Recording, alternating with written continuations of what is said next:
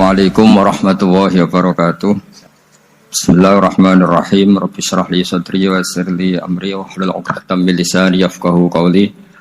Allahumma shalli wa sallim wa barik ala sayyidina Maulana Muhammadin wa ala alihi wa sahbihi ajmain amma ba'du. Alasannya masuk akal. Biar Allah menyaksikan saya kama usaddikuhu hayyan usaddikuhu maitan. Allah biar menyaksikan saya iman kepada Nabi ketika masih hidup. Dan saya buktikan setelah mati pun, setelah meninggal pun, setelah wafat pun, iman. Jadi ternyata baisnya itu supaya orang tahu bahwa iman kita kepada Nabi itu iman yang super.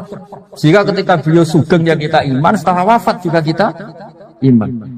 Kai usaddikuhu maitan kama usaddikuhu hayyan.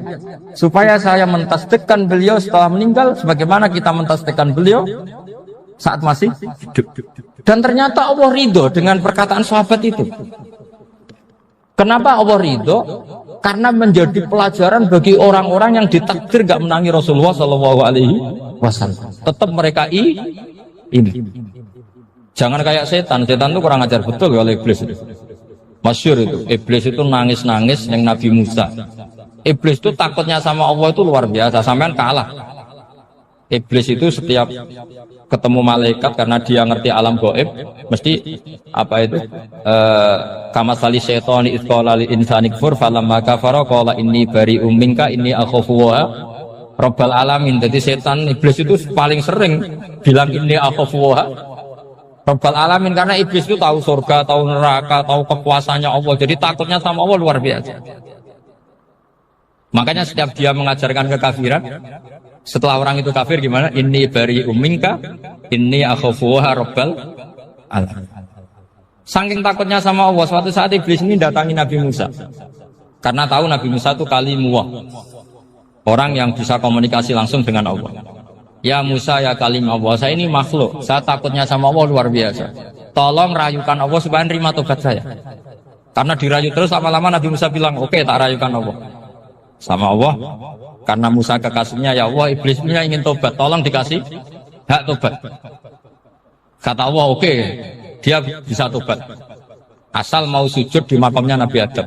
Karena kesalahannya dia gak mau sujud sama Nabi.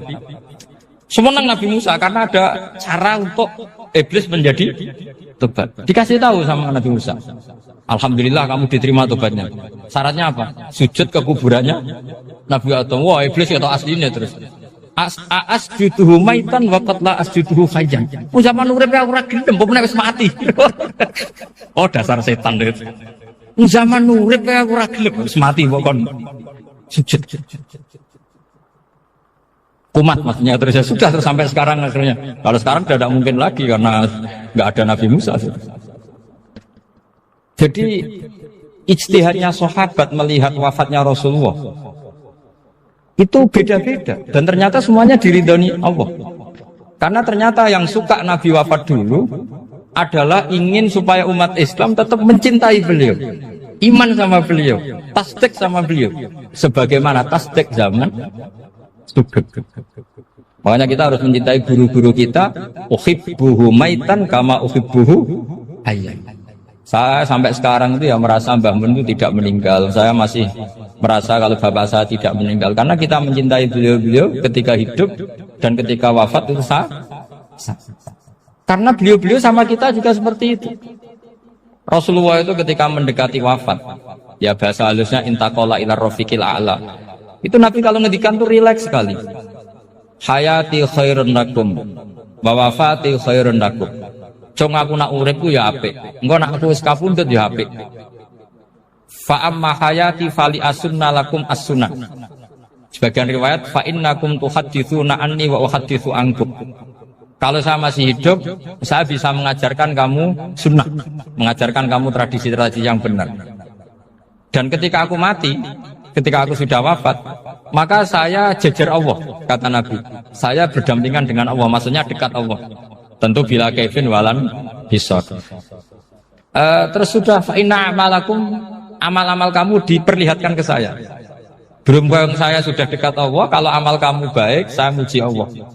Kalau amal kamu buruk, saya langsung mintakan ampun kepada Allah. Jadi Nabi rileks sekali. Artinya saya hidup bagus karena bisa mengajarkan kamu as-sunan wa syara'i'. Kalau saya wafat karena saya dekat Allah. Kalau kamu baik saya muji Allah, kalau kamu buruk saya mintakan ampun kepada. Guru-guru kita juga seperti itu. Justru setelah wafat beliau-beliau punya kesempatan dekat sama Allah, dekat sama Al-Mala'il A'la, sehingga mendoakan apa? Nah, terus kata Sayyid Muhammad, wala taqulu lima yuqtalu fi sabilillahi amwat. Kamu jangan pernah berkeyakinan atau berpendapat atau berkomentar kalau orang-orang yang mati fi sabilillah adalah berstatus apa? Mati, amwat. Kalah. Terus kata Sayyid Muhammad, hadza li amati syuhada. Ketentuan ini bagi umumnya syuhada. Artinya gini, umumnya syuhada saja tidak berstatus amwat. Apalagi hadza Rasulullah sayyidul syuhada, sayyidul anbiya, sayyidul mursalin, tentu tidak pernah berstatus amwat. Ya saya ulang lagi ya, jadi zaman cara berpikir amatus syuhada, syuhada yang umum saja berstatus hidup, tidak boleh distatuskan amwat. Apalagi Rasulullah itu sayyidus syuhada, sayyidul anbiya, maka status beliau pasti hayyun la yamut, pasti beliau itu hidup tidak. Dan karena beliau itu asfaq, sangat sayang kepada kita, sebagaimana zaman beliau hidup itu sayang kepada kita, sampai nangis-nangis minta hak syafaat, maka setelah meninggalkan pun beliau pasti sayang kita dan pasti berusaha supaya kita diampuni oleh Allah Subhanahu wa ta'ala. Sehingga ada sahabat yang tadi berpendapat, kalau saya nggak masalah Nabi wafat dulu, supaya Allah menyaksikan saya usaddiquhu maitan kama usaddiquhu hayya. Jadi ini cerita ya, cerita sudut-sudut pandang. Fikih itu penting sekali. Kata Sayyid Ali yang Shahibu Simtud Durar itu, wabihi qiwamus syariah, yang bisa mengawal syariat itu hanya fikih. Fikih itu ya kalau yang paling gampang untuk kita misalnya punya Fathul Qorib, Fathul Mu'in, Fathul ya. Tapi yang faham betul, mesti faham itu ngelotok setengah hafal. Jangan bawa kitabnya tok, sementing sekian semester terus selesai. Itu sama-sama dosa, itu dosanya ya dosa, mahasiswanya juga dosa. Karena sudah terlanjur sarjana agama, ternyata nggak bisa, itu kan mendingan dasar sarjana agama. Itu saya tak cerita sama Kiai Roba, itu ada fatwa kiai juga wali. Suatu saat ada penyanyi dangdut top terkenal di Indonesia itu nyanyi dangdut, ya penyanyi ya dai, entah itu hakikat entah majus tidak tahu.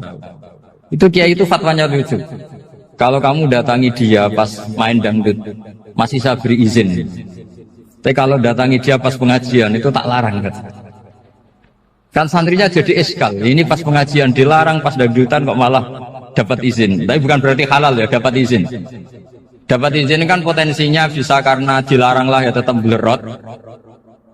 Terus suatu saat si santri ini setengah wali, tidak wali tapi setengah.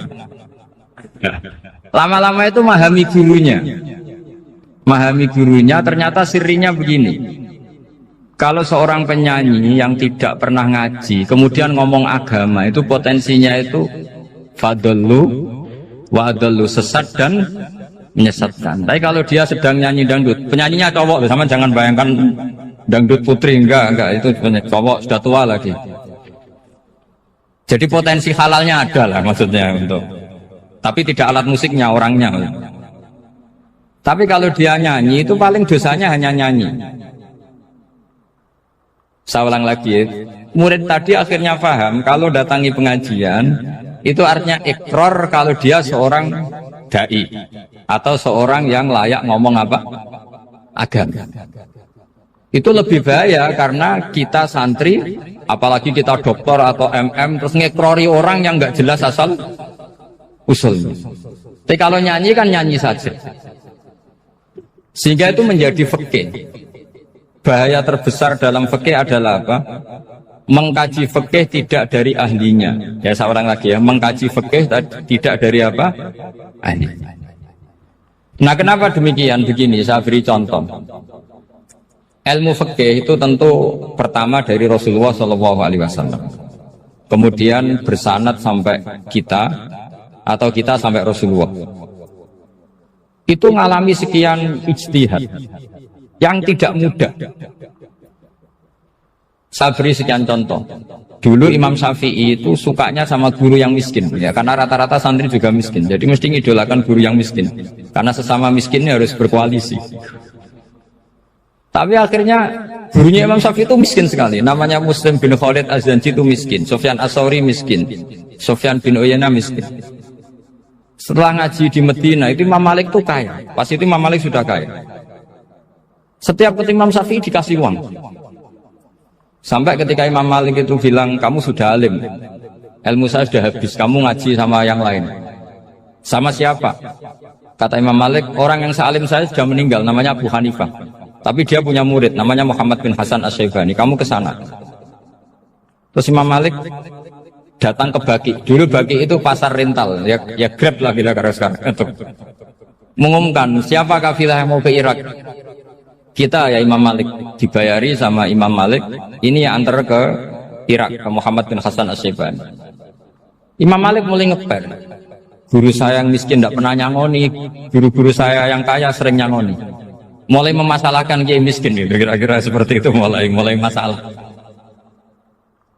Setelah datang ke Irak, di Muhammad bin Hasan Asy-Syaibani itu si Muhammad bin Hasan Asy-Syaibani itu kalau ngitung uang itu di meja tamu.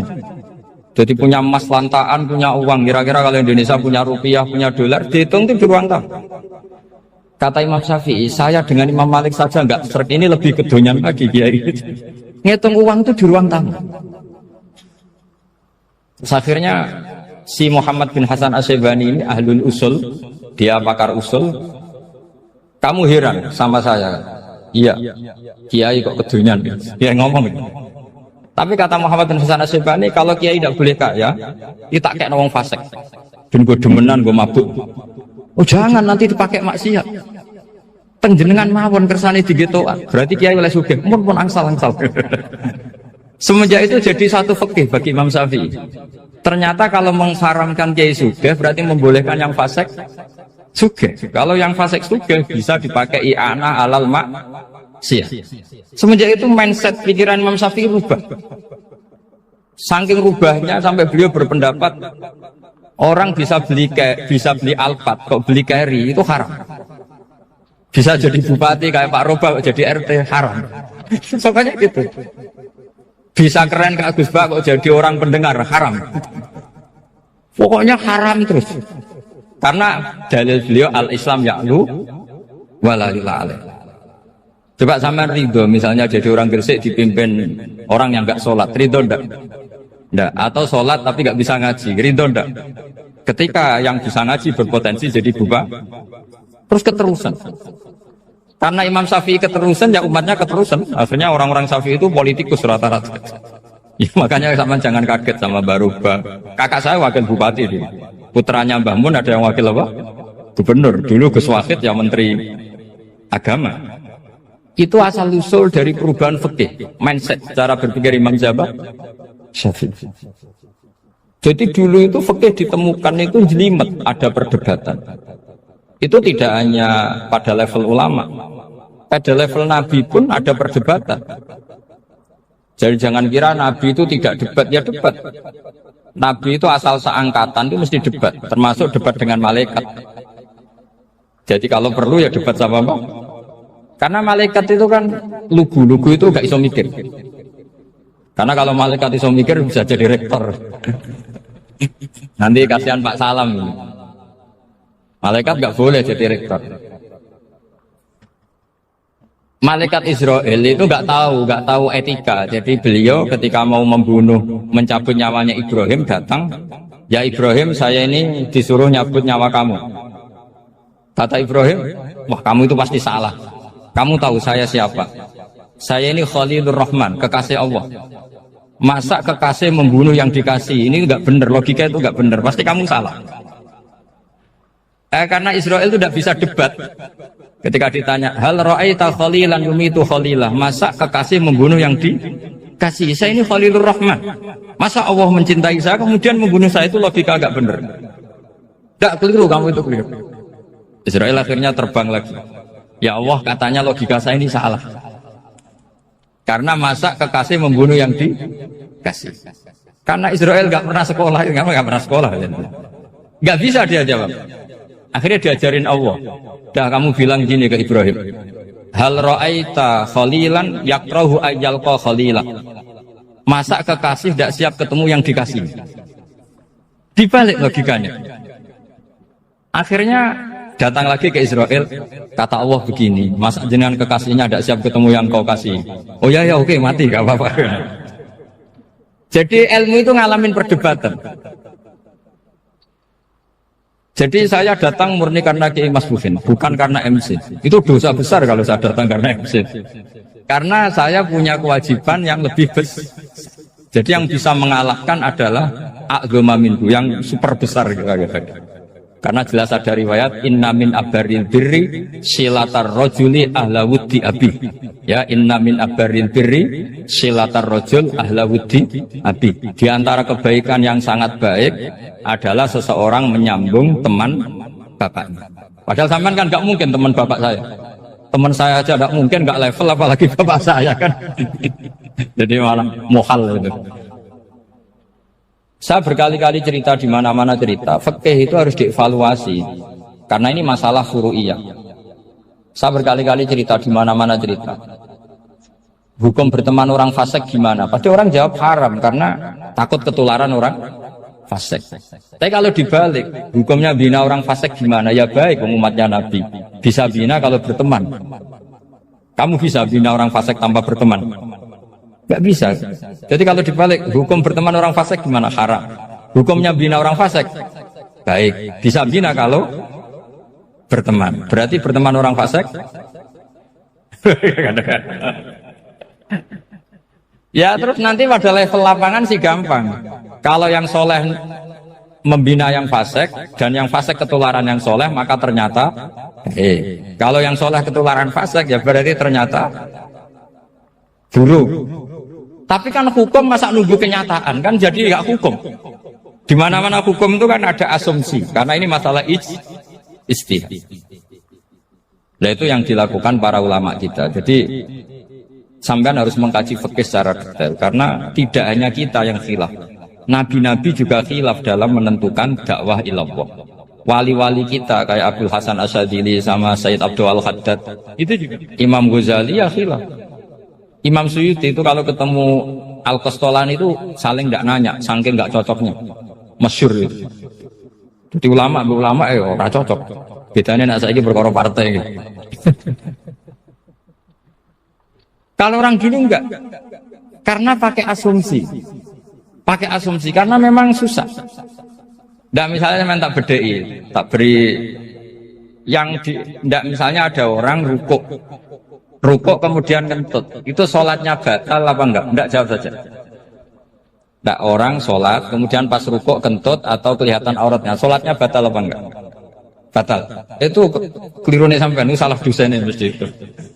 Pertanyaannya gini, yang dikatakan sholat itu kan aqwalun wa af'alun muftatahatun bitakbir muftatamatun bitasbih. Lalu ketika sampai ruku apa sudah namanya sholat? Jika kamu katakan batal, namanya sholat aja belum kok sudah kamu katakan batal gitu.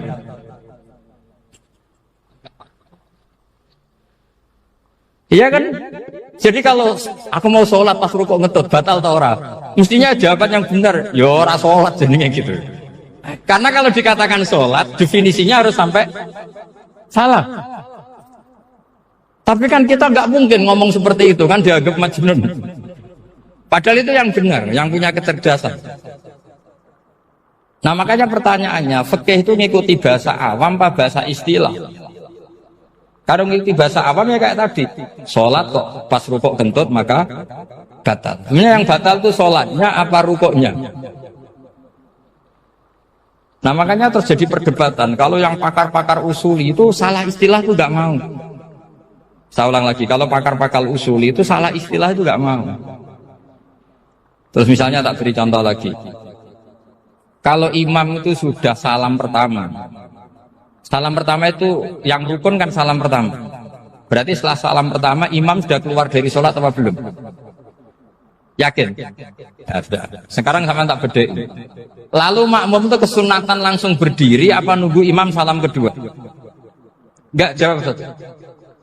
Nunggu salam kedua kan? Dan itu kriminalnya sampai Anda Suki itu. Kriminalnya begini. Berarti Anda bergantung sama orang yang sudah tidak sholat. Kata kamu setelah salam pertama dia sudah tidak sholat. Berarti kamu menginstruksikan makmum berhubungan dengan orang yang sudah tidak sholat. Karena sudah keluar dari sholat ketika salam pertama. Kalau kamu di debat gitu gimana jawabnya? Pusing kan? Berarti Rabtul makmum bisolatiman sing wis laisa fi sholatin. Berarti menggantungkan sholat sama orang yang sebetulnya sudah tidak. Ada yang jawab, sebagian ulama fikih tetap disunatkan menunggu salam kedua. Karena salam kedua itu masih paket meskipun tidak rukun. Juga paketnya selesai. Tapi selalu pertanyaannya gini, lalu setelah salam pertama itu imam masih sholat enggak? Sudah sama orang dijawab toh? Nah ini pentingnya bodoh gak mikir sebenarnya. Jadi makanya bodoh itu barokah karena gak mikir. Jadi soalnya Rabbana ma khalaqta hadza batila. Sing bodoh ya barokah, sing pinter ya barokah. Sira barokah maksiat. Surano barokah blas. Jadi ilmu itu harus mengalami satu gesekan karena logika itu bisa dibalik. Nah karena ilmu itu mengalami satu gesekan, satu logika yang bisa kayak iya kayak enggak. Sehingga jargon di dunia ijtihad itu begini. Ra'yuna shawabun yahtamilul khata' wa ra'yuka khata'un yahtamilus shawab. Pendapat saya benar tapi mungkin salah. Tapi pendapat kamu taruhannya salah dulu tapi yang mungkin benar. Jadi mustahid kalau ketemu mustahid itu lucu. Ngomongnya itu ra'yuna shawabun yahtamilul khata'. Pendapat saya tarifnya benar dulu tapi yang mungkin salah. Kalau pendapat kamu salah tapi ya mungkin benar atau mungkin bisa salah, ya tidak tahu, pokoknya mungkin benar. Nah kenapa demikian? Begini, di luar masalah tauhid, seorang lagi di luar masalah tauhid itu tentu ada masalah-masalah yang sifatnya ijtihadiyah. Ya saya ulang lagi, yang sifatnya apa? Ijtihadiyah. Dan ijtihadiyah ini nggak pernah selesai karena muqtadul hal, konteks kesejarahan maupun konteks kesempatan itu tidak sama. Dulu kiai-kiai itu ngaramkan dasi, ngaramkan celana karena yang celananan yang dasinan itu penjajah. Jika mantasabba biqaumin bahwa min. Tapi lama-lama kiai-kiai itu ya pakai dasi, pakai celana. Ya karena dianggap sudah tidak mantasabba biqaumin bahwa min. Ini ngalami pergeseran. Semua istihad itu ngalami pergeseran. Lalu pertanyaannya begini, lalu istihad apa Gus yang permanen? Yang permanen ya istihad dengan alatul istalat apa? Istihad. Saya beri contoh misalnya begini. Nabi Musa itu yang ngalami istihad. Kata beliau karena kangen Allah, itu ingin melihat Allah karena kangen. Rabbi arini anzur ilai. Qala lan tarani walakin anzur ilal jabal. Ya sudah, namanya orang kangen ya ingin melihat. Ya sudah gitu aja. Sehingga ahli ilmu kalam itu berdebat. Kalau kata ahli sunnah, karena Nabi Musa minta ingin melihat Allah, berarti melihat Allah itu jaiz, mungkin. Karena Nabi gak boleh bodoh meminta sesuatu yang mau hal. Maka antipatinya ahli sunnah terhadap pendapat Mu'tazilah itu antipati. Karena menurut pendapat Mu'tazilah Allah itu qadim, Allah itu laisa kamitslihi syai'un, sehingga gak bisa dilihat. Pertanyaannya adalah berarti Nabi Musa meminta sesuatu yang mau hal, itu bodoh sekali sampai gak tahu mana muhal mana apa jaiz. Makanya kata Imam Ghazali, masa Nabi Musa yang Nabi nggak tahu kalau melihat Allah itu muhal sampai minta, berarti nganggap itu jaiz atau boleh. Itu cara pandang orang-orang ahli sunnah apa wal jamaah. Tapi tetap saja sebagian ulama itu ya balelo, yang kayak Mu'tazilah itu ya balelo, cara berpikir pokoknya itu karena kangen, bukan karena mungkin atau tidak mungkin. Jadi nggak mungkinnya tetap tidak mungkin. Terus mereka dalil la tudrikul absar wa huwa yudrikul absar. Nah sudut pandang ini akan terus. Ada seorang wali ditanya, kalau kamu di surga ingin melihat Allah apa enggak? Jawabnya enggak. Kenapa? Kasihan Allah. Terus kenapa? Unazzihu dzalikal jamala an-nadhari misli. Saya tidak ridho Allah yang hebat, yang keren, kemudian sing delok terima aku wong resik. Koyok gak ngergani pangeran. Sebenarnya sing delok Allah ben golongane Nabi Muhammad, Nabi Ibrahim, kowe ora usah ngilangi keren. Maksudnya itu. Jadi ada ulama itu jadi wali kalau sholat itu karena di soft belakang. Tapi jangan ditiru. Itu kan nggak lazim ya. Lazimnya kan afdhalus sufuf as-saful awal. Ketika ditanya, kenapa kamu kalau sholat di belakang? Cek GR koyok wani suwan pangeran kok ngarep. Aku sungkan tapi kok urip. Kalau sampean kan karena males, bukan karena sungkan. Jadi itu artinya rasa ya. Makanya nggak bisa, nggak ada ijtihad itu nggak mungkin karena perasaannya orang itu beda-beda. Itu Sayyid Abdul Al-Haddad itu kalau ngendikan masyhur, man da'a li dzalimin bil baqa faqad ahabba yusawwa fi ardi. Orang yang mendoakan orang fasik masih hidup, gak mati-mati, itu berarti suka kalau Allah dimaksiati di buminya. Wong fasik kelakuannya rak maksiat, nak ndongakno mari. Itu berarti kamu ingin Allah didurakani terus menerus karena si fasik masih hidup. Tapi kalau Abu Hasan As-Sadili cara ngendikan gini, kalimatnya persis. Man ahabba alla yusawwahu fi ardi faqad ahabba alla tadhharu maghfiratuh. Orang yang ingin dunia ini steril gak ada maksiat, maka sama saja berkeinginan tidak melihat luasnya maghfirahnya Allah. Sama-sama wali besar. Tapi cara pandang hubungannya dengan Allah seperti itu. Jadi mau tidak mau, istihad itu mau tidak mau. Makanya tidak usah dipertentangkan misalnya cara berpakaian, cara apa. Yang penting sesuai aturan Islam ya sudah. Karena ini urusan rasa. Urusan apa? Rasa. Itu Syekh Hasan Basri itu sering jagungan sama Rabi'ah Adawiyah. Itu secara fikih salah. Tapi pas itu ulama fikih ditanya, kenapa Anda tidak komentar terhadap dua wali besar yang sering ketemu? Andai kan semua santri seperti itu akan saya halalkan kata. Karena nggak mungkin punya nafsu. Sehingga fikih dulu memang masih asli. Kamu lihat di takrib misalnya, lelaki melihat perempuan itu nggak boleh kecuali sekian alasan. Termasuk boleh itu litaklim karena mengajar atau lil muamalah. Ini yang mulai masalah. Ada warung kopi, penjaganya cantik, santri-santri ngopi. Ini lil muamalah kan kasus ini. Mau disalahkan tuh ada takbirnya. Mau dibenarkan ini jelas fasik kan, jelas fasik. Maksudnya sudah fasik sebelum itu ditambah itu, jadi fasiknya permanen. Nah pertanyaannya adalah, kalau kamu ngajar mbak-mbak, kemudian hafal yang cantik yang enggak, itu taklim lin nazar apa nazar di taklim? Itu taklim apa modus? Makanya kalau ngopi cari bakul yang cantik, itu muamalah untuk nazar apa nazar untuk muamalah? Loh kalau saya ngopi dengan kiroba pasti halal. Karena begini, berjalan saja, bareng capek, nggak tahu itu warungnya siapa, terus berhenti ngopi. Kebetulan bakule cantik. Nah itu mungkin halal, karena kan saya tidak milih-milih. Ingin ngopi kebetulan bakule cantik. Kalau kamu kan nggak apal daftarnya. Wah itu mesti haram gitu, mesti haram gitu. Karena berarti kan kamu menjadikan ngopi ini modus. Gue jagani nak takok pangeran, lo kok nazar? Muamalah gusti muamalah. Itu mesti modus. Maka fikih itu harus dikawal oleh tasawuf. Kalau ndak, semua hukum fikih bisa diakalin.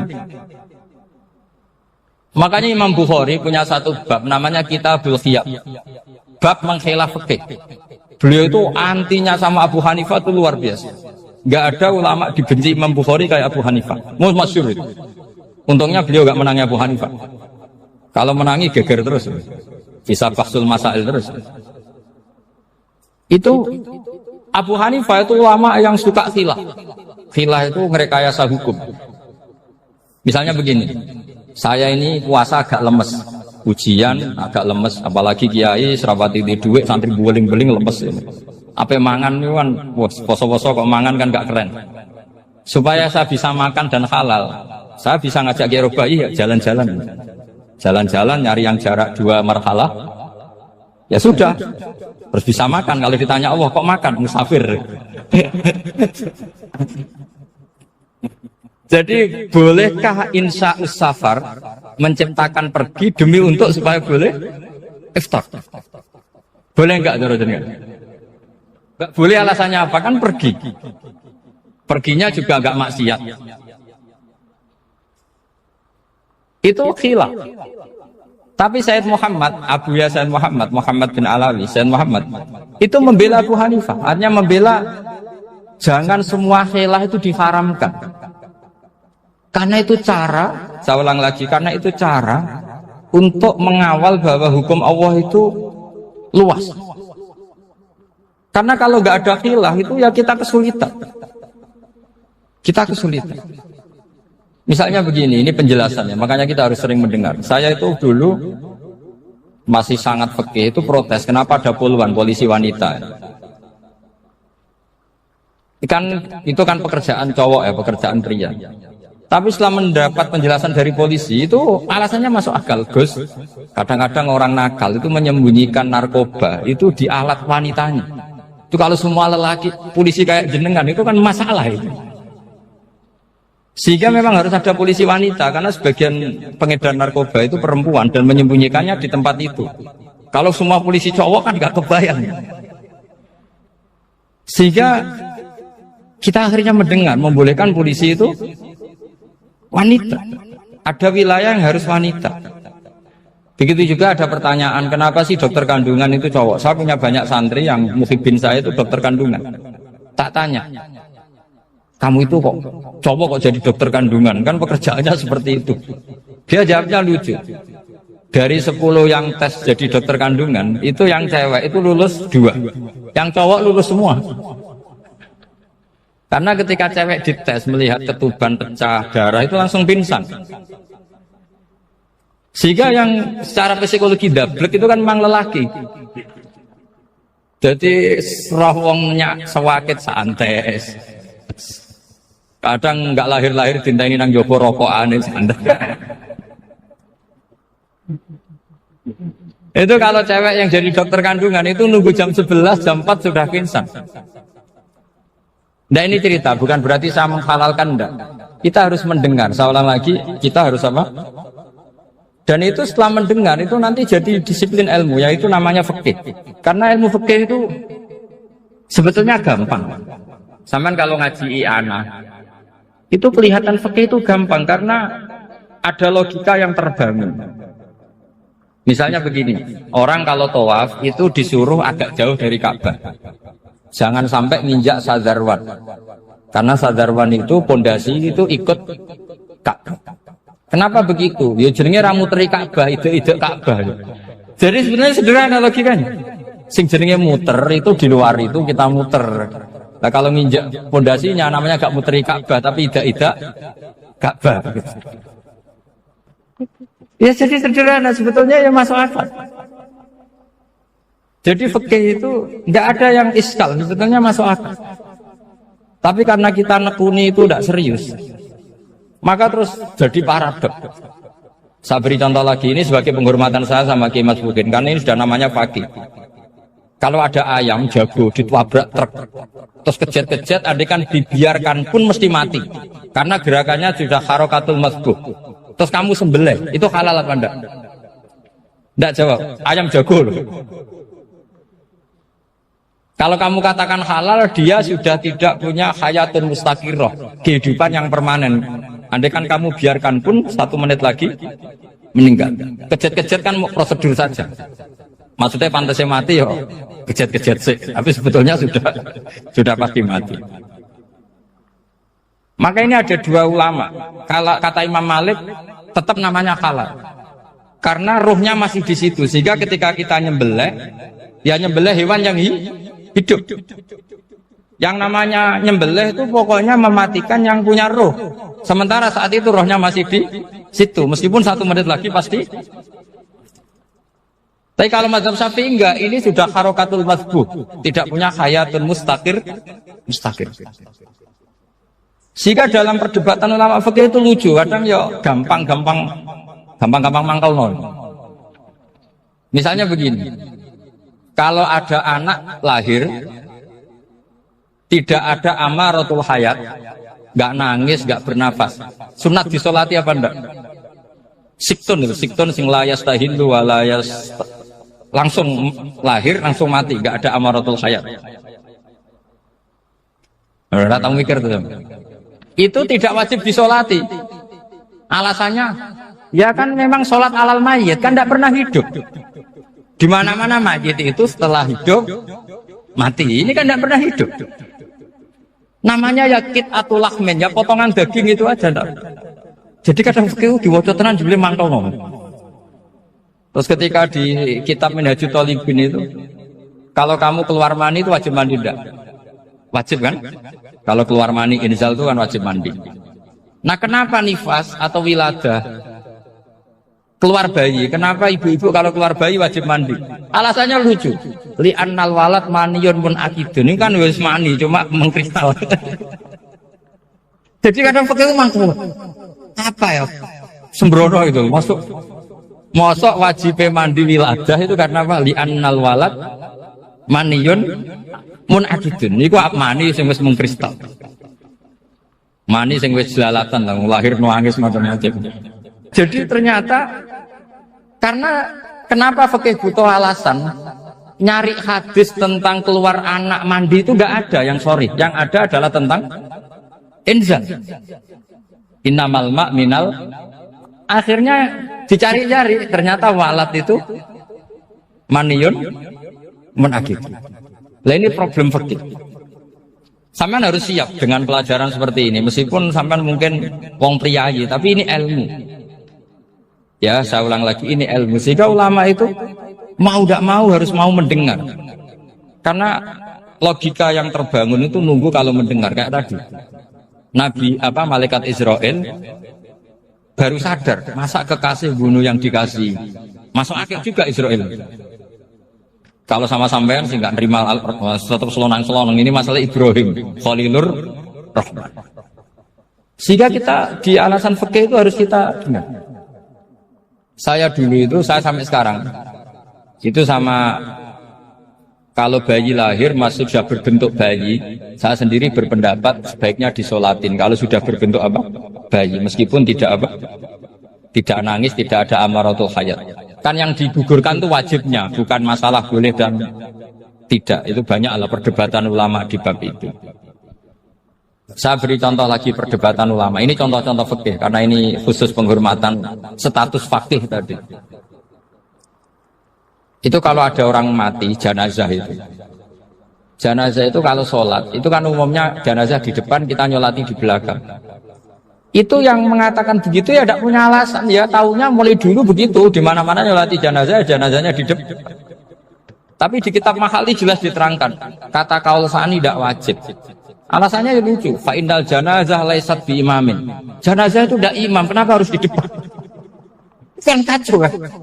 Lu coba alasannya di depan apa? Dia ada imam kok. Nah barokahnya fikih itu, sehingga kita melihat di Arab Saudi sekarang, itu jenazah kan di belakang, tapi kita tetap nyolati apa? Mayit. Kalau di Arab Saudi musim haji, itu jenazahnya di kamar mayit, tapi kita nyolati. Itu satu-satunya takbir ya tadi, fa innal janazah laisat bimanzilatil imam. Tapi jangan praktekkan, nanti dia kepaliran sesat. Saya hanya cerita ilmu, jangan dipraktekkan. Kalau dipraktekkan masih jadi aliran sesat. Mono jenazah ning guri mame kok ngarep aliran sesat. Sebetulnya bukan sesat tuh. Uji coba fikih. Ya karena tadi fa innal janazah laisat bimanzilatil. Bukti lagi kalau sampean sholat ghaib. Sholat ghaib itu misalnya mayitnya di Surabaya, boleh enggak sholat ghaib di sini? Terus jenazahnya di belakang kamu apa depan kamu? Nah ini kan fikih itu pokoknya gitu. Makanya standar furu'iyah itu susah. Karena perdebatannya itu mirip-mirip, kayak iya, kayak tidak, kayak. Makanya dulu zaman sahabat, ada sahabat itu mencintai Rasulullah. Senengannya sowan. Bukti cinta sowan. Banyak juga yang sahabat bukti cinta Nabi itu tidak pernah sowan. Alasannya ganggu. Kenapa kamu jarang sowan Nabi? Saya sering jamaah sama Nabi, saya tidak pernah sowan. Kenapa? Ganggu. Biar Nabi kalau di rumah sama anak istrinya, saya tidak mau ganggu. Makanya saya termasuk kiai yang gak pati seneng disowani. Karena ya itu tadi. Kalau ngulang seneng saya, kalau disowani biasa. Kalau kiai roba itu nilai, nak pernah sepuh jadi rasuan nilai. Jadi beda. Saya sering ditilii kiai sepuh. Tapi bahasanya tentu tidak sowan, tapi nopo nilai. Kalau sowan itu maka kan nafkah itu seperti itu. Jadi ada disiplin, di situ ada disiplin ilmu. Yang kadang kita tidak cocok. Makanya Imam Syafi'i sendiri ngendikan, kadang beliau dengan gurunya, dengan Imam Malik sampai ngarang ikhtilafu Malik. Beliau punya data yang beliau itu sedang nggak sama dengan gurunya, yaitu Imam siapa? Malik. Karena mindsetnya itu beda. Tidak sampai misalnya saya tanya, sholat itu harus menghadap kemana? Tidak, jawab saja.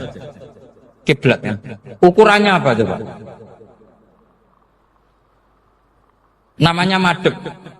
Wajah apa dada? Imam Syafi'i milihnya dada. Sekarang praktekkan dalam dialog keseharian. Saya jagungan sama Kiai Roba seperti ini, terus wajah saya begini, madhep enggak? Nah itu masalah. Terus pertanyaannya, madhep dengan dada itu fis sholat apa fil qiyam?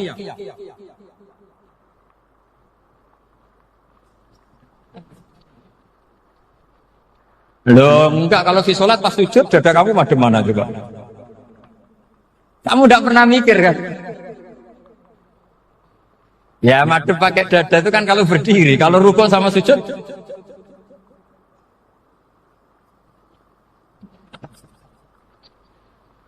Loh itu ulama itu jelimet gitu. Makanya jarang yang menekuni profesi ulama ini. Karena menekuni proposal banyak, karena memang susah. Jadi ulama itu orang yang cara berpikir sudah aneh. Sehingga mereka detail. Maksudnya menghadap itu apa? Ukurannya kalau berdiri ya dada. Tapi nggak bisa kamu katakan atawajjuh bisodri, aturan dalam sholat, fikuli sholat. Pertanyaannya lah kalau rukuk sama sujud, dadanya menghadap kemana itu? Maka itu ilmu yang sudah jelimet. Nah ulama usul fikih, ulama yang nggak mau salah per detail hukum. Sehingga menurut Imam Rafi'i, misalnya kalau beliau ditanya sujud itu gimana ya, asal watu jabha ya sujud. Tapi kalau menurut Imam Nawawi harus melibatkan 7 apa? Anggota, yaitu al-jabha, wal yaden, warubaten, wal qadamain. Oke, Imam Nawawi kita ikuti. Tentu keseharian kita pakai Imam Nawawi, yaitu berdasar hadis umirtu an asjuda ala sab'ati a'zumin al-jabha wal yaden warubaten wal qadamain. Berarti berapa? 7. Tapi pernah saya cek di kitab karangannya Imam Syafi'i, ketika beliau ngendikan saya suka kalau orang sujud itu melibatkan 7 anggota berdasar hadis ini. Tapi kata beliau wayahtami itu dan bisa saja sujud yang watul jabha itu sudah cukup. Kata Imam Syafi'i, limada, karena Nabi ketika sujud itu hanya ngendikan begini, sajadalaka wajhi wa sam'i wa basori. Gak ada di hadis wayadi wa rubati wa qadami. Ya sudah akhirnya, nah itu sudut pandang. Terus gugatan kedua begini, ada orang muslim yang sujud sama berhala. Untuk menjadi murtad itu harus 7 anggota apa cukup 4 jabah alal ardi? Untuk sah menjadi murtad itu. Untuk sah menjadi murtad cukup 4 jabah alal ardi harus 7 anggota. Untuk keabsahan murtadnya ini. Tidak jawab. Makanya ini tugas dosen-dosen ini meminterkan ini. Karena namanya sudah faqih. Faqih itu ahli faqih yang detail namanya faqih. Kalau ini mutafaqih. Jadi bukan tafakuha tapi tafakuha, kayak tamarodon. Jadi wazannya nanti itu wal idhari ma laysa fil waqi'. Jadi ini bukan gojlok, ini memang marah saya. Jadi kalau sudah pakai gelar fakih harus fakih betul. Mohon kalau mengkaji fikih itu harus detail. Minimal takrib itu setengah hafal. Supaya konstruksi ilmu itu utuh. Dan sama lagi konstruksi ilmu itu, karena ilmu itu mesti ada yang apa ya? Ya rada setengah salah itu, tapi disalahno ora kenek. Ndak sampean tak bedheki, nak pancen bener langsung tak angkat jadi rektor. Nak bener tuh. Coba rukun sholat pertama itu apa coba? Rukun sholat pertama. Niat. Niat sama berdiri dulu mana? Ayo niat dulu baru berdiri, apa berdiri dulu baru niat? Berarti niat sama berdiri dulu mana? Rubah kan? Artinya kita mau bilang tartib urutannya niat berdiri takbir gak bisa. Yang dikatakan niat itu apa? Qasdus syai' muqtaronan bifi'lihi. Berarti niat sama takbir harus bareng apa urutan? Bareng. Terus dengan qiyamnya urutan apa bareng? Bareng apa urutan? Loh enggak, kalau urutan berarti takbir dulu duduk baru berdiri. Nah maka seperti ini itu mau tidak mau kita salah. Dikatakan tartib ya salah, dikatakan serentak ya salah. Cuma karena kita bodoh, gak tahu mikir itu, alhamdulillah kan di situ. Lu coba niat sholat, niat takbir qiyam dulu mana? Niat takbir qiyam dulu mana dulu? Dulu qiyam. Enggak ada kitab yang mengatakan arkanus sholat awaluha. Oh, dianggap kitab kriminal. Makanya ngendikane ulama-ulama di sarah-sarah, mau tidak mau sebagian istilah itu tasamuh. Tasamuh itu tiga gampang, ngono kok repot. Karena kita tidak bisa detailnya. Coba misalnya puasa. Puasa Ramadan itu wajib apa? Tabyitun niat, nginep no niat. Sing darani nginep itu umure lama apa enggak? Lama kan? Sekarang sebelum 2 menit kamu baru niat, sah apa enggak? Sah. Itu sempat nginep apa enggak 2 menit itu? Enggak sempat kan? Jadi ilmu itu, makanya kata ulama-ulama, pokoknya ilmu itu mesti ono unsur tasamuh. Tasamuh itu ya tiga gampang. Apa? Tiga gampang.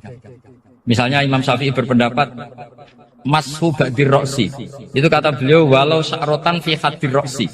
Meskipun satu rambut asal masih di wilayah kepala, tapi kalau rambut itu dikeliwir, dibasuh di sini nggak sah, karena sudah keluar dari batas apa?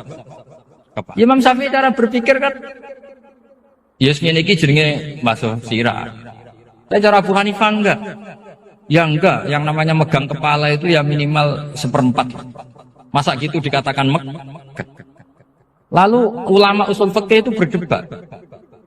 Sesuatu itu sesuai masodaknya. Masodak itu yasduku alaihi kadza. Yaitu ini tadi saya cerita ke Ibu Gen tentang ngaji Jamul Jawame. Ini ilmu yang di Jamul Jawame. Sesuatu itu ukurannya mayasduku alaihi kadza apa dengan takrif definisi. Misalnya gini, sholat itu batal dengan makan. Kalau kamu sholat makan batal enggak? Enggak, jawab saja. Batal. Itu satu upo apa satu piring? Enggak, jawab saja. Satu upo sudah batal. Sekarang bab makan di ngurmat tamu. Cong tamuku keimangan. Iku sak upo apa sak piring? Nah ini kan tidak fair. Di bab tamu makan satu piring, tapi di bab sholat satu upo. Maka pertanyaannya, lalu penamaan sesuatu itu berdasar masodak, mayasduku alaihi ismu kadza, atau berdasar huruf? Ukurannya apa coba? Maka terus jadi perdebatan. Nah ini di sini ini pentingnya ulama, karena nah sekarang saya bedai kan, cengkeh itu wangi apa enggak? Kategorinya cengkeh. Wangi kan, kalau orang bikin kue tar pasti pakai apa? Cengkeh. Pakai wedang ronde supaya manis, apa wangi dikasih apa? Cengkeh. Nah itu saya berkali-kali cerita, pernah mau dipikirkan orang Islam juga boleh rokok, karena dianggap pakai apa? Mewangi karena ada apa? Cengkeh. Tapi terus didebat, kalau gitu berarti orang Jumatan sunat rokok. Karena Jumatan disunatkan pakai pewangi. Wah itu kan akhirnya tuh, wah iya repot ya. Jadi kalau cengkeh kamu kategorikan pewangen, yang orang Ikram nggak boleh rokok karena pakai cengkeh yang wangi, konsekuensinya orang Jumatan sunat rokok karena berarti di masjid pakai apa? Pewangi, kan sesat semua. Jadi itu ilmu. Makanya selain fikih mateng, itu ada ilmu yang namanya usul fikih. Usul fikih itu yang neliti itu. Mayasduku alaihi kadza. Jadi Ya ngono iku darani ngono. Saurang lagi. Ngono iku wis darani ngono. Ora perlu roh detail. Ya, saya ulang lagi. Wis ora perlu roh detail. Makanya Abu Hanifah itu misalnya basuh wajah. Wis angger keteluk ngene iki basuh wajah. Nek Imam Syafi'i kan detail. Mimba ini mana bitis sya'ri sampai ila somahe udunehi ila zakon. Terus mana bitis sya'ri Imam Syafi'i nambah apa? Ghaliban. Kenapa ditambah ghaliban? Karena kalau orang budak mana bitis sya'rinya di sini. Jadi itu fikih. Jadi fikih itu jelimet. Padahal kita ini nggak pernah berpikir secerdas Imam Syafi'i, tapi akhirnya ya mikir juga. Agak ditambah ghaliban, mana bitis sya'rinya orang budak kan? Sini. Terus sekarang perdebatannya, orang budak basuh Mastur Roksi di sini sah enggak? Karena tadi itu wajah apa kepala? Kan jadi bingung gitu. Ya makanya ini mukadimah saya supaya sampean lebih disiplin belajar fikih dan setidaknya didiskusikan lah kitab-kitab Minhajul Thalibin atau kitab-kitab Mahali karena di situ nanti ada perdebatan. Terus seperti keyakinan ahli sunnah wal jamaah, semua istilah salah pada Nabi atau dosa yang diterapkan istilah itu pada sinten Nabi itu disebut mimbabi hasanatil abror sayyatul muqarrabin, satu kesalahan yang tidak punya akibat apapun. Satu kesalahan sing tidak punya akibat apapun, sing mestinya itu cara kita ini tidak salah. Berhubung Nabi sidik itu dianggap salah. Itu jadi mimbabi hasanatil abror sayyatul muqarrabin. Sesuatu yang andikan dengan ukuran abror itu kelas di bawah muqarrabin itu disebut hasanah. Tapi kalau dibanding muqarrabin itu disebut sayyi'ah. Jadi kalau ngeten, contoh paling gampang ngeten, ulama di sini nyontokno masuk akal. Kangkang tak kon milah duit 1 miliar ambek 100 juta. Terus kangkangmu milih 100 juta. Iku yo goblok tapi ora nemen. Yo salah sithik no. Tapi nak dikongkon milih duit 1 miliar. Nyun sewu terus sampai pasir, sampai telo kok milih telo iku goblok nemen no. Nah istihad itu kayak gitu. Istihad itu suatu yang dua pilihan yang sama-sama masih masuk akal.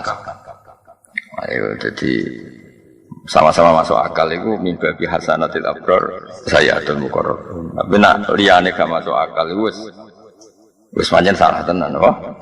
Salah tenan.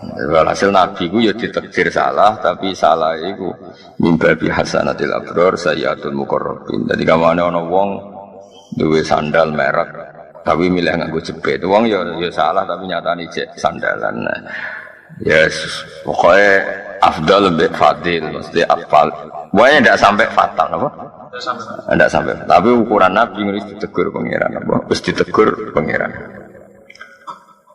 Litarhuba supaya seneng sapa umat uka umat sira. Nambah waca mutadi lituro hiba supaya ngekeki semangat sira ta nyenengno sira umat sira mbok senengno fil jihad ing dalam gelem jihad. Jadi kita semua pasti tidak ekstremis. Seolah lagi kita semua pasti tidak ekstremis. Tapi ada momentum yang jihad itu penting. Sekamane kok saiki fatwa sopan itu untuk momentum, untuk momentum. Tapi zaman Belanda, terus kowe nyarano wong kon sopan ambek Belanda itu kebodohan, no. Masa koyo rin cerita Belanda wis penjajah diundang Ndoro, no. Diundang napa? Ndoro. Ono kebodohan, no. Tentu momentum saat itu yang baik nopo jihad no, ngusir Belanda dari nopo Indonesia. Apalagi zaman Nabi ngadepi Abu Jahal, Abu Lahab. Terus misalnya Nabi nanamno akhlak karimah sama Abu Jahal, kan ora kebayang. Terus kangkang kon mijeti sinten Abu Jahal. Ya ora kebayang kan. Terus kangkang gekno kopi apa? Abu Jahal. Monggo bareng Abu Jahal metingkrang terus ngongkon. Kok neraka? Terus kangkang mau apa? Sami'na wa ta'na. Iku sopan tak goblok. Goblok. Nah, jadi kabeh ono momentume. Biar jaga wong liberal. Islam itu jihad, Islam itu pedang, Islam itu saif, Islam itu radikal orang ngono, ono momentum no. Zaman Belanda jajah kita ya, tentu kita jihad no. Ya jihad. Sausé damai ya kangkang kadang dukung tim Belanda no. Wong dunyane wis napa? Damai. Di Jepang itu penjajah, no? Saiki kangkang kayak di motor Jepang yang ngeluh loh. Nah, kabeh iku momentum napa? Momentum. Nah iku jenenge kabeh iku muqtadul hal. Nggih kabeh iku muqtadul hal. Dadi melane al-hukmu yaduru ma'ilatihi wujudan wa adaman. Wa al-hukmu yaduru ma'ilatihi wujudan. Kaya calon mertuamu nganggep kowe saiki prospek. Bareng didelok kok ngentekno donya dianggap problem. Ya tahu di statusno prospek, saiki di statusno problem. Utawa waliah. Pertama dianggap mantu sing nggo musibah. Jebule karir apik. Nah, berarti sangka problem jadi berkah. Utawa zigzag kadang problem. Kadang problem, kadang berkah, kadang problem, kadang berkah. Iku jenenge mantu varian no. Tapi apapun itu kabeh hukum itu ana muqtadal hal. Nabi yo pernah damai mbek wong kafir, nggih nate perang, nggih nate damai lagi. Kabeh iku muqtadal hal. Sebab apa al-hukmu ya duru ma'ilatihi wujudan wa adaman. Jadi al-hukmu te hukum ya duru itu berputar apa hukum ma'ilatihi sertane alasane hukum wujudan baik zaman wujude atau adam atau zaman ora anane. Di Allah beberapa kali nyarano kudu damai mbek wong kafir. Karena jenis yang suka damai disebut kafir dhimmi, kafir muahad, kafir musta'man. Kayak kafir-kafir Indonesia itu kafir damai. Nah ada momentum di mana kita ini diperangi. Ya, berarti kafir harbi. Mlebune qatilul ladina yuqatilunakum. Ya kowe kudu merangi wong sing merangi kowe. Masuk zaman Jepang rene jajah kowe monggo. Monggo nak ngersakno mateni mbok kula. Anu yo goblok no. Masa ana akhlak karimah ganggu Abu Jahal wae menurut kowe apa gak kopi sinten? Abu Jahal. Ada lu mijeti Abu Jahal. Lucu to kok. Bareng dikongkon menapa sam'an wa ta'atan. Nawa sam'an. Takok kok bar mijeti Abu Jahal. Madosi berkah. Kacau gak? Kacau. Jadi kabeh ku ana naife ketika momentumnya kelewat ku ana naife. Nabi nate damai lami, nate perang lami, nate setengah damai, setengah perang. Kabeh iku pokoke muqtadul hal napa? Muqtadul hal. Dadi wa utawi ikilah dambun. Kok Nabi diistilahno salah. Padahal hakikate Nabi mboten nate salah, maksum. Iku ma'awalun den takwil li ismatil anbiya krana kajagane para nabi alaihi wassalatu wassalam. Jadi Nabi ketika ada istilah salah itu harus kita takwil karena Nabi berstatus maksum. Meskipun ono istilah sangka Allah disebut mindam bika, napa? Tapi tetap kita takwil, napa kita takwil. Ya sekamane wae. Barang sepele lah, nak pancen salah ya koyo dianggap salah. Ya wae misalnya ono wong dikei dhuwit 1 juta, ambek 950.000. Kok milih 900.000 ya terus koyo salah, no? Berbandingan ya 1 juta, meskipun tidak punya akibat apa-apa, napa mboten gadah akibat. Nah, kira-kira salah Nabi itu mirip-mirip seperti itu. Salah yang enggak punya akibat apa. Tapi nak salah ini kan fatal. Kon ning nggon sing lapang, milah mlebu neraka, itu kan salah fatal. Ono ratan apik liwat terus mobil mbok liwat jurang ya apik. Itu fatal kan? Nah, fatal itu kan. Jadi kabeh itu ada. Nah salahnya Nabi itu tidak pernah seperti itu. Namun tidak pernah. Misalnya saya beri contoh. Allah itu mangkel banget ambek wong munafik, mangkel banget. Sehingga Allah itu punya cara boleh dibahasakan. Allah punya ketentuan.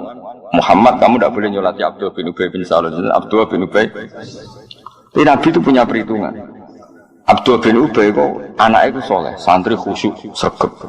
Bapaknya ketua munafik, tapi anaknya ketua pondok. Ya, jadi bapaknya ketua munafik. Orang-orang santri sergap kaya anak Abdullah bin Ubay bin Salul. Jenenge gak Abdullah sama. Berarti Abdullah bin Abdullah. Nah yang ngaturi nyolati Ra'isul Munafikin itu putranya. Cara saiki soalnya Rasulullah bapak kula kabundut, tolong jenengan yang nyolati. Nabi memilih nyolati karena yang minta anaknya, no? Umar itu milih tidak nyolati. Sampai Umar protes, ya Rasulullah, apa engkau tidak ingat cangkeme Abdul bin Ubay sing ngelek Islam ini? Nabi tetap menjawab, tidak, saya akan menyolati dia.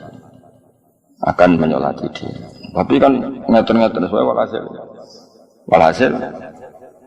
Terakhir pas Nabi sudah di depan jenazahnya Abdul bin Ubay, Allah ngendikan wala tusolli ala ahadim minhum mata abada. Kamu Muhammad jangan pernah nyolati orang-orang munafik. Nah seperti itu sampai sekarang ulama itu anut pendapatnya Kanjeng Nabi. Nah ono wong fasik, ono wong nakalis, tetap kita itu yes, pokoknya tetap apik. Nah baru kayak sikap Nabi seperti itu, satu kampungnya Abdul bin Ubay itu Islam semua. Wong kok apike mesti elek-elek Muhammad koyo ngono tetep rawon ning jenazah Abdul bin Ubay. Jadi Nabi ditegur pangeran, tapi berkah apikane Nabi ndadekno kampungnya Abdul bin Ubay ku Islam terus. Yang cara Nabi nuruti gengsi terus gak rawuh. Kan koyo nyun kok pendendam niku. Tapi Nabi rawuh itu pengen ditegur ojo lemat ojo salat.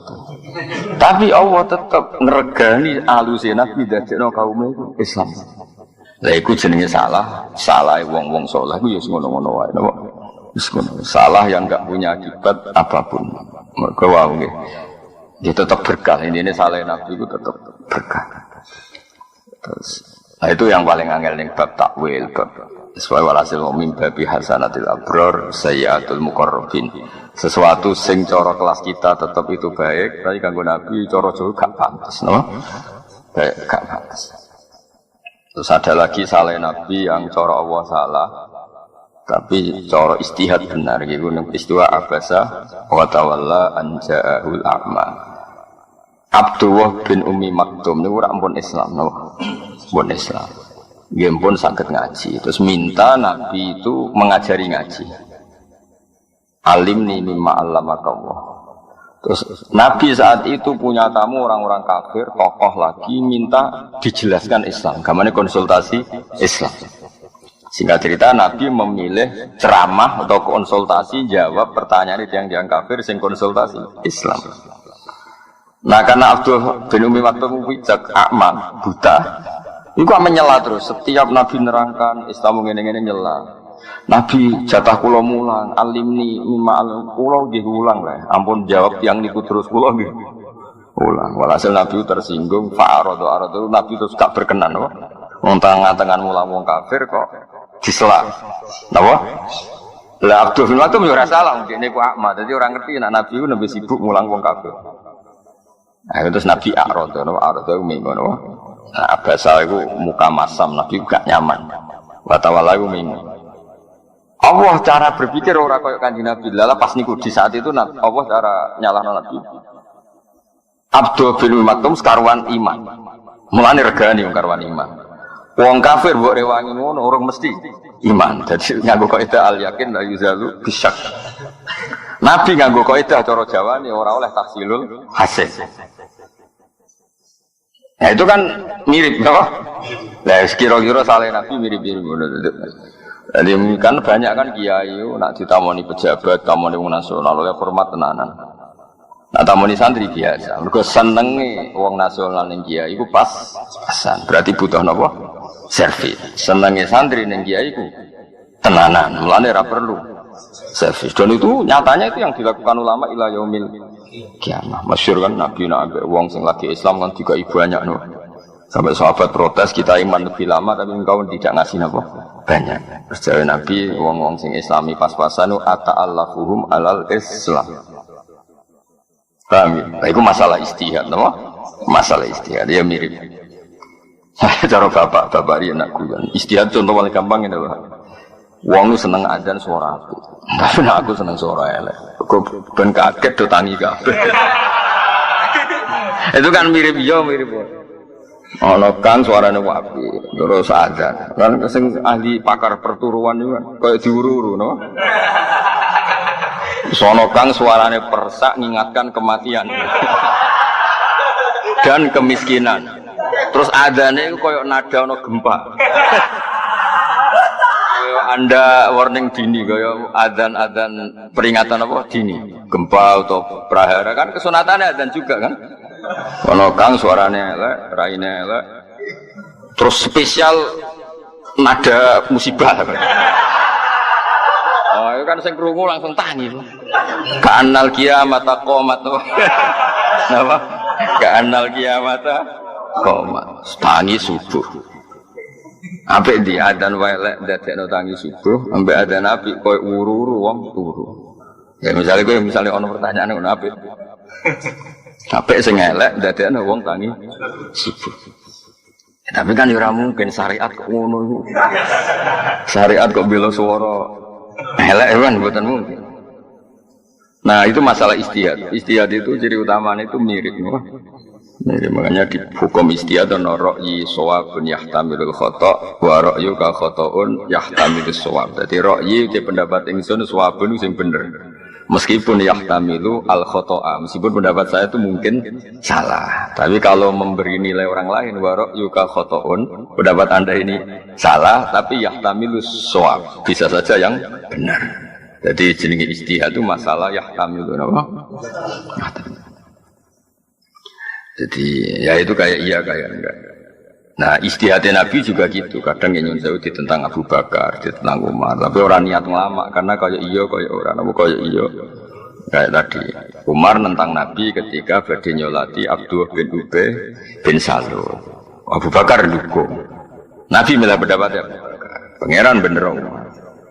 Tapi tetap secara istihad sing dilampahi Nabi itu sing dibenerno secara istihad ila yaumil kiamah. Pangeran yo maklumi ya serapi piye pangeran yo senenge ana Nabi ini istihad ya seneng. Katalah cerita-cerita mirip-mirip seperti itu tuh banyak. Ya mirip-mirip seperti itu banyak. Terus masalah yang terkenal gitu abasa wa tawalla. Itu mulai guru-guru kita mbek wong nasional ngomong sing senenge kiai pas-pasan kan lebih memberi servis timbang mbek kangkang sing senenge kiai wis permanen, paham ya? Iku otomatis napa? Otomatis. Iku mirip napa abasa wa tawalla anja'ahul a'ma. Tapi nyatanya kanjeng Nabi ditegur pangeran. Tapi yo setelah itu Nabi begitu terus sesuai ijtihadnya. Dan setelah itu nyatanya sama Allah dibiarkan dan dibenarkan. Itu nunjukno ya negur wae ra akibat apa. Wah ya negur ya. Negur wae gak ada akibat apa. Itu jenenge wa muawwalun ismatil anbiya. Dan itu ya jadi tidak semua kesalahan itu akibat fatal. Ya sekali kangkang lah. Sakjane cara teori sing dadi imam iku apik sing paling apik. Apik sing paling misale kangkang yang milih sing wis umur, ahli fikih sing ngene-ngene. Tapi kalau itu terus-menerus akan jadi keangkuhan. Wong mau diimami wong sing sak ngisore akan melahirkan keangkuhan. Mulane Nabi ya nanti ngendikan sallu khalfa man qala la ilaha illallah. Tapi melihat imam itu ketua delegasi, jebule imame culun. Ketua supir panglima kok culun kan ya lucu. Nah ngono imam harus sempurna no. Karena imam domin sing nanggung Fatihah nak salah di imam sing kok nak ono sahwi piye imam semuanya itu dibebankan imam jebule imame culun. Misalnya kan repot no. Nak ndelok iku nggih repot. Tapi nak ndelok ben ora angkuh no.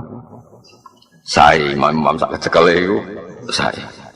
Nyatane Abdul bin Umar nate makmum Hajjaj bin Yusuf gendo-gendone wong Hajjaj bin Yusuf. Berapa tragedi perang sing gara-gara Hajjaj bin Yusuf orang biadab betul Hajjaj. Tapi Abdul bin Umar nate makmum Hajjaj. Wis diceritain Imam Syafi'i. Makanya terus ono ijtihad. Nah, kula piyambak Imam sak kecekel ya wae. Kok kowe nak pulang kampung nak nganggo standar ideal ono wong tuwa Fatihah ra bener. Ono sing nompah poh. Wan terus repot, masa apa imam koyo pilkada, no? Mereka nyeleksi, no? Iki unggul neng afkoh tapi jeblok neng akro. Iki neng akro apik tapi asan cek cilik. Iki nom tapi menang nasab. Iki menang nasab tapi kalah akro. Kan terus seleksi kan panjang, no? Kalau itu dituruti kan. Nah itu jenis masalah istihad, no? Masalah no? Ra'yi shawabun yahtamilul khata' wa ra'yu ka khata'un yahtamilul shawab. Tentu setelah kita istihad tuh memberi nilai kita ini yang benar karena kita kadung milih kan harus ra'yi shawabun. Jadi kata sekolah milih di pondok ora kakean pelaturan, ora kakean keamanan. Nanti kalau kebanyakan keamanan nanti orang terlatih takut sama keamanan, tidak takut sama Allah Subhanahu wa taala. Itu kan jangka panjangnya tidak bagus. Tapi ada juga pondok yang suka ada keamanan. Sebagai hidayat pas-pasan itu dikawal. Misalnya, jadi kiai-kiai yang pondoknya keamanannya agak, itu yakin nak santri hidayatnya pas. Sehingga butuh apa? Keamanan. Nah aku itu yakin kangkang tawakalnya bener. Saya mondok kurang kiriman tetap bahagia nak rasa tinggi nih tawakal ya. kiriman kurang. Wong tua sayangnya pas asa, tetap happy karena tawakalnya kelas tinggi. Tapi ya pendapat no. Ra'yi shawabun yahtamilul khata' wa ra'yuka khata'un yahtamilus shawab. Nah, di bab-bab istihad itu ranahnya seperti itu dan itu pasti. Betul kok mungkin itu pasti. Mulane riyen Mbah Mun nak salat akhir, riyen Mbah Karim nak salat di akhir.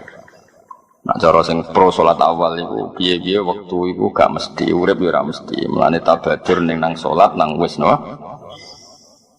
Tapi sing salat akhir iku duwe konstitusi. Nak kabeh salat awal nanti dikira salat awal itu syarat sah. Sehingga ngono ana salat dhuwur jam 2 terus koyo ora sah. Mulane kudu ana kiai sing jaga salat akhir wektu ben wong roh batas akhir. Paham ya, Roh? Umpama saiki kiai sak Indonesia kuwabe salat awal wektu, engko sing salat jam 2 kok tersangka. Wis sampe nak pas mulai contoh paling gampang. Kangkang nak lagi mulai terus salat dhuwur jam 2. Dianggap capek ta jambeling. Jambeling kan? Selain faktanya beling maksudnya itu. Jajal ya. Nah ning pondok salat jam 2 kan kok tenang, loh. Wis do ngerti nek iku rong kharajal waktu. Jajal ke, mulai. Wong tuamu terus kowe salat jam 2 kok subuh mepet tuluus samsi. Santri opo? Tapi yo mau nak kabeh salat awal nanti dikira itu syarat sah. Suatu saat sing salat akhir dianggap boten sah. Ane sono sini rakati salat akhir. Sing masyhur atau terkenal Mbah Karim. Mbah Mun niku salat akhir terus.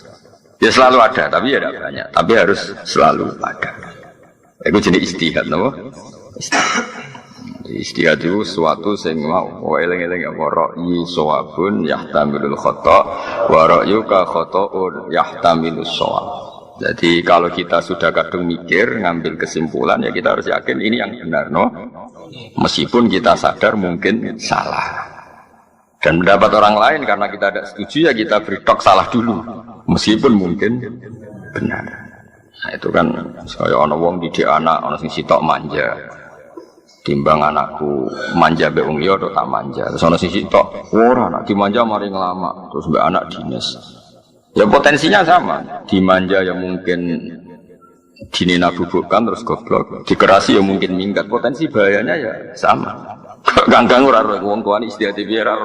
Kok dadi ngene iki ora ora istihate. Gak dimanja kiriman gak ganggang. Betul. Berarti wong tuamu nganggep kowe ku ahli tirakat. Iku siji. Atau kemungkinan dianggap ora prospek kok dibiayai. Nah, ora prospek kok. Gak kemungkinan bener sing iki. Wis wae istihad iku. Ora cara berpikir wong tuamu ora. Ya ora kepengen roh. Ora panutanku. Ya tapi semua nabi yang disalahkan Allah itu murni masalah apa? Istihad. Tidak kena disalahno. Kayak Nabi Musa niku keras. Bareng kaum menyembah pedet niku mulai nyun sewu nabuki Nabi Harun urip murid. Kowe dadi kiai piye ana nyembah anak pedet kok mbok bar.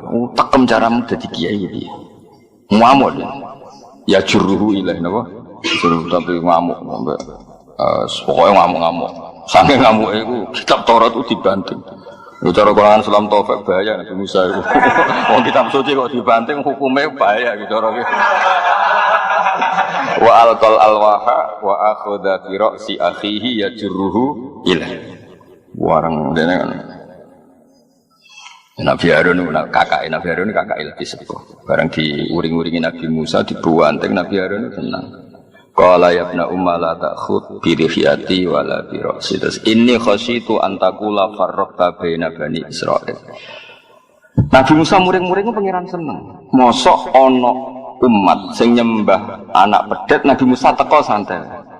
Teko ngerti umatnya sesat, misalnya nyuruh cara kangkang tetap ngopi, terus tenang. Pangeran kan terus ini Nabi opo ora kemungkaran kok tenang-tenangnya Nabi opo kan ngono. Mulane Nabi Musa dipuji pangeran walam maroja Musa ila qaumi ghadbana marah besar kan ya ora lucu misalnya mulai umatnya nyembah pedet terus Nabi Musa teko tenang. Dikabari ini nembedo nyembah pedet tenang, tetap ngopi, sarapan terus tenang. Kan ya lucu Nabi. Tapi bareng muring-muring nyalahno Nabi Harun, pangeran yo ora tersinggung ya nyalahno. Isam kok muring-muring. Wong sing ngongkon kowe uzlah 40 dina iku so. Nganti do nyembah anak pedet kok tinggal uzlah. Akhirnya seneng ae. Lah ya ngene, lah Nabi salah ngono iku. Misale ra muring-muring apa nyalahno. Piye Nabi jeng ngono barang hak diinjak-injak kok meneng ae. Ya salah. Muring-muring. Kowe ku sing mire, sing ninggalo dakwah kok sing teko-teko. Muring-muring.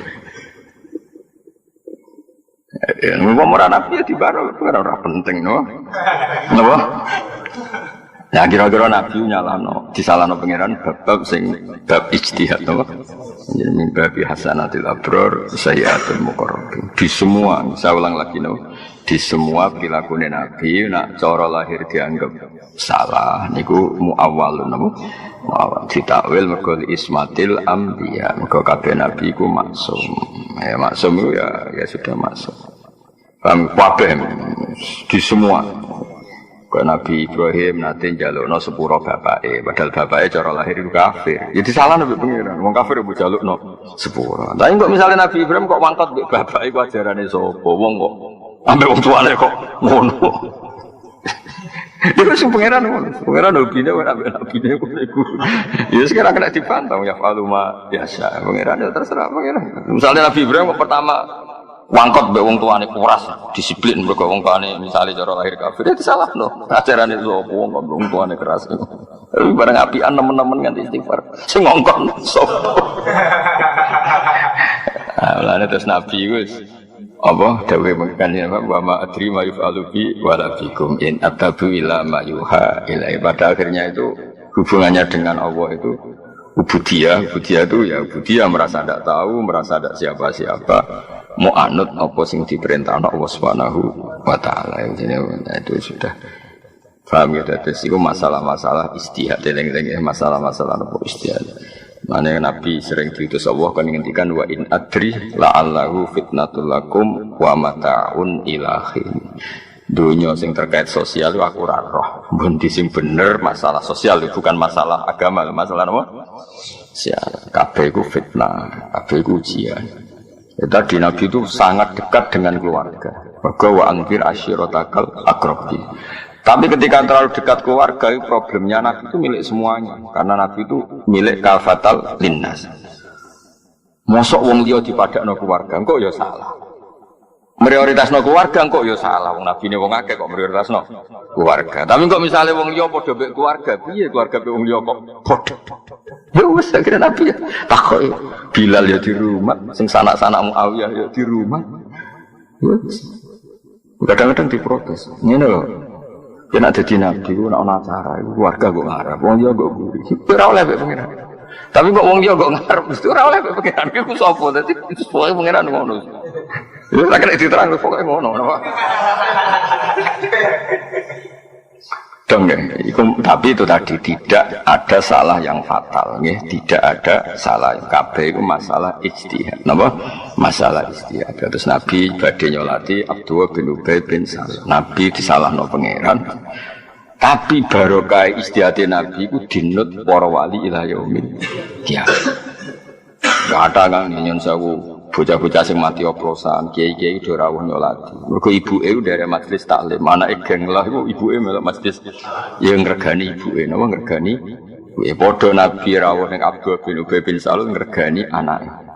Paham ya? Niku temene sarah-sarah hadis, para syurahul hadis dan sampai wakila aslama bimaji ila Abdullah bin Ubay alfu baitin min qaum. Sampai gara-gara saene Nabi niku 1000 rumah niku Islam. Sing dhisik iku mantan wong munafik kabeh. Genge Abdul bin Ubay. Dadi bareng Nabi rawuh kebangetan jen pemimpin kita. Wong kok wangkot sik ngono. Sing digedhingi wong kok apike ngono kok. Mergo rawuh napa? Rawuh. Akhirnya Nabi Abdul bin Ubay kebangetan ketuane kita. Wong kok elek. Sing digedhingi wong kok apike ngono. Ya cara Nabi rawuh kan menjustifikasi mereka. Jar Muhammad pendendam. Kan panjang malah no. Mana kangkang, benar digedingi masyarakat ya tenang, santai, no, santai. Diusir mertua lagi masalah, kan masalahnya numpang, no, gedengi tonggo tenang ae. Kan gak sing mbok nggoni napa? Nek sing gedeng sing nggoni, lah iku lagi masalah. Eling-eling apa? Wa muawwalun di ismatil anbiya alaihi wassalatu bidalil iklan dalil al-aqli kang masuk akal al-qata' kang memastikan al-qata' kang mesti. Wow. Kenapa ada dalil akli yang pasti bahwa Nabi nggak boleh salah? Karena kita semua disuruh ikut Nabi. Ya, kita semua disuruh ikut Nabi. Kalau Nabi salah berarti kita disuruh ikut salah. Padahal nggak mungkin Allah memerintahkan kesalahan. Paham ya? Logikanya jadi kita semua diutus ikut Nabi. Kalau faktanya Nabi salah berarti kita disuruh ikut salah. Padahal Allah tidak mungkin memerintahkan kesalahan. Maka kesalahannya Nabi itu mimbabi hasanatil abdor sayyatul muqarrab. Ini pun harus sisi. Nabi itu ada kepastian secara dalil akal selamat minad dzunub sing boro-boro dosa.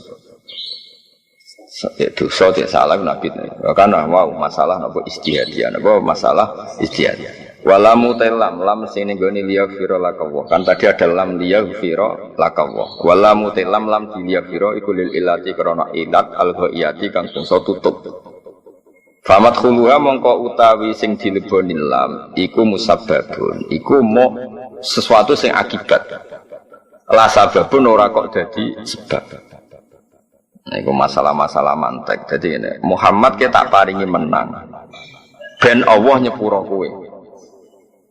Maksudnya akibatnya menang itu di sepuro. Orang kok di sepuro itu sebab. Maksudnya ngeten ya. Ini kangkang sing biasa melarat, biasa lemah itu kudu belajar niki. Ada hal-hal yang kamu lemah itu musibah, salah. Misalnya orang Islam kiri kabeh terus buruhnya Cina, misalnya buruhnya non Muslim. Gara-gara kiri lemah jadi buruh. Mereka berhak ngelarang kita sholat. Nak sholat dipecat. Saya ulang lagi ya. Kangkang sing melarat, kudu tobat lah. Maksudnya ya jangan teman-teman melarat. Biaya itu tidak semuanya melarat lemah itu baik. Ya saya ulang lagi. Tidak semuanya melarat lemah itu baik. Misalnya gini. Misalnya orang Islam itu lemah melarat, lemah. SDM rendah, terus jadi buruh, jadi apa? Terus bosnya melarang sholat. Kalau sholat dipecat, kita kalah enggak? Kalah kan?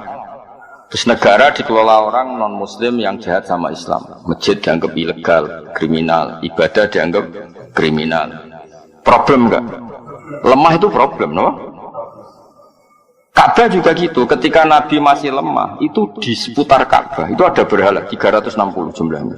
Ketua gengnya yang mimpin Abu Jahal. Semua ritual tentang kemusyrikan. Sekarang Ka'bah menjadi steril dari kemusyrikan, baru kayak Nabi tawaduk, baru kayak Nabi menang. Menang. Nah, di sini itu menang itu penting. No?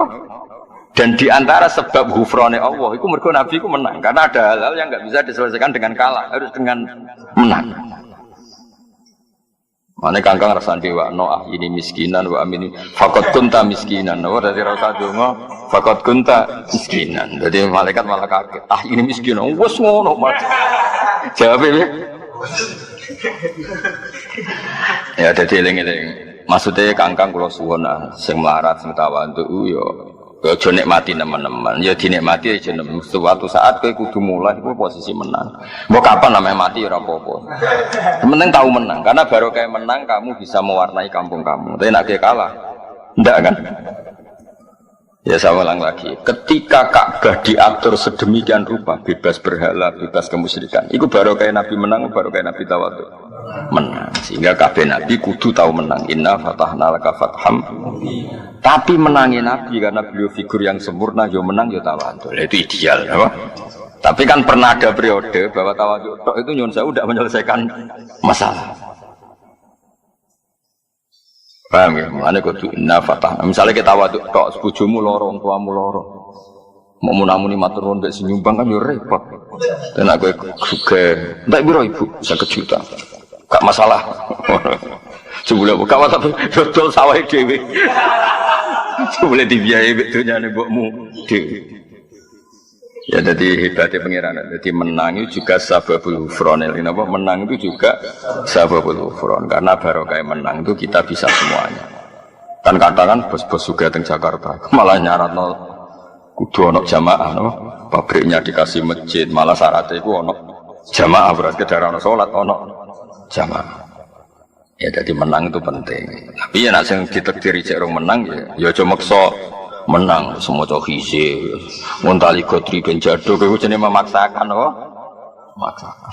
Malah mandek operasi kok. Malah panjang kok. Yang jelas menang itu penting, ya, tapi jangan paksakan. Mergo nek wis menang iku istilah Allah iku alamate ridane Allah niku diantarane niku sebutnya dengan surat Fatah, surat Nur apa sahabat wala yumakkinanna lahum dinahumul ladzi irtada lahum wala yubaddilannahum min ba'di khaufihim amna. Jadi ciri utama ridane Allah niku sok ben aku wis ridho tenanan, kowe cara beragama iku posisi kuat. Wala yumakkinanna lahum dinahumul ladzi irtada lahum. Kayak di Indonesia itu kan orang sholat nyaman, pengajian nyaman, nggak ada yang berani ganggu. Itu sudah ada tamkin, apa? Ada kekokohan. Tamkin itu kokoh, nama. Mulane tanwin darane mutamakin amkan. Kalau ada isim kok nerima tanwin, itu mutamakin amkan. Dia isim yang solid. Karena ciri utama isim itu adalah nerima tanwin, dan dia masih menerima tanwin. Berarti keisimannya sempurna, nama. Beda dengan isim yang ghairu munsorif itu mutamakin ghairu amkan. Isimnya enggak jelas. Ciri utama isim nopo tanwin kok dia ini mau nopo uang masalah. Nanti ada nih ghairu munsorif. Rodok-rodok ora bener ghairu munsorif.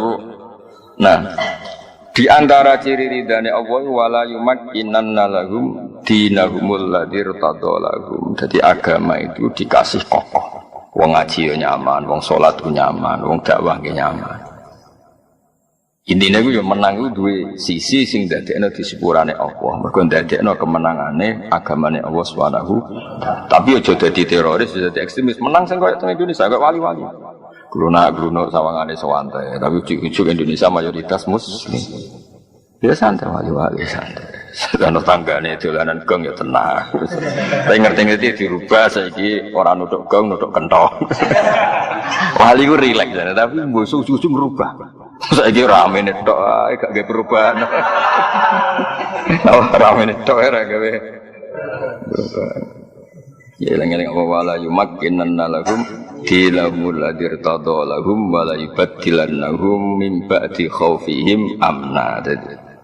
Mulane menang itu sababul ghufran. Apa menang itu diantara sababul ghufran. Jadi kena menang malah yaghfir laka wa ma taqaddama. Tapi tadi ya jangan dipaksakan. Apa jangan dipaksakan. Wa yutim malan nyempurnakno sapa Allah. Bil fathi kelan kemenangan al-mazkuri kang den sebut nikmat wa nikmate Allah in amahu tegese nikmate paringe nikmat Allah. In amahu tegese paringe nikmat Allah berarti idhofatul masdar li fa'ilihi wa idhofatul masdar li fa'ilihi. Kan gak mungkin menane ngene wa yutimma lan nyempurnakno sapa nikmat nikmat ing Allah. Allah di posisi menerima. Oh sembrono ya. Kafir halus ngono ngono. Lah ya masa Allah posisi al-mun'am sing diparingi nikmat. Tentu Allah al-mun'im napa? Berarti apa? Nikmatahu ing nikmate Allah. Berarti Allah posisi fa'il. Mulane digenti in amahu napa? Ing oleh paring nikmat Allah. Imam Suyuti sangira percaya nek kowe mergo nek nikmat tahu kuatire nikmate Allah, mosok apa entuk nikmat. Terus digenti napa? In amahu. Allah nyempurnakno paringe nikmat ning alika ing atase sira. Wa dia lan nunjukno sapa wa ka ing sira bihi kelawan ikilah fathu kemenangan mriki. Siratan ing dalan, tarikan tegese dalan mustaqiman kang jejeg. Ya iya kan, gara-gara Nabi menang kan bisa bikin aturan. Sekarang yang tawaf gak boleh telanjang. Dulu Abu Jahal CS dia aturan, sing tawaf itu kudu telanjang. Kacau semua sistem kacau. Yang menjadi tidak kacau karena Nabi itu menang.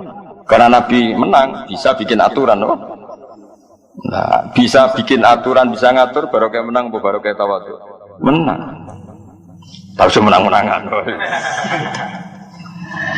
Ya kayak gue lah misalnya kayak kumpul mertua menang, duit wekmu, mobil wekmu, apa wekmu, kan iso ngatur. Bar maghrib deres. Ibu-ibumu sing geng motor kon deres. Tapi nak gue motor nyileh. Jadi kabeh pengajian ngenteni ibumu gak nggo motor iku. Apa pengajian ngenteni bar ibumu urung teko. Gak sudah pengajian kan nyileh, no? Oh seloro-loro, no? Tapi nak gue sing menang ning omah iku. Bar maghrib ora oleh nyetel TV, deres. Oh, keren kan, no? Geng motor rubah geng pengajian. Keren ah. Ibemu wedi mungkin kono bensin gue, motor wekmu, uang jalan ya gue. Tapi nek gue sing numpang. ribet kan? Jadi kalah yo repot. Noah, jadi sing iso nggawe barokah aturan iku menang. Iso wayah diagabihi siratan etongikon mustaqiman. Ai sabbitu kadhe sing ngukuhno sapa wae ing sira alaihi alas sirat al mustaqim. Alaihi ing atase siratal mustaqimah utawa alaihi alas siratil mustaqim. Wa wa siratal mustaqim iku dinul Islam iku agama Islam. Ya tapi saya ulang lagi dia menang ojo dipaksakan. Tapi kena apa nabi ku kok kudu tahu menang supaya iso ngatur dunya napa. Tapi nak kalah terus kan mboten saged ngatur. Mulane kabeh nabi ya tahu kalah tapi akhirnya mesti menang. Wa nuridu an namunna 'alal ladzina sutifu fil ardi wa naj'alahum a'immah. Jadi orang-orang yang pernah dilemahkan itu suatu saat tetap wa naj'alahum a'immah, tetap suatu saat tak dadekno pemimpin. Mergo barokah wong saleh mimpin iku aturan sesuai sing dikersakno Allah Subhanahu. Kados Indonesia. Setiap alun-alun mesti ono masjid, masjidnya nggih bersih, paham nggih, jamaah nggih tertib. Iku barokah menang. Napa barokah? Mbok menang lewat mayoritas, mbok lewat apa, pokoknya menang.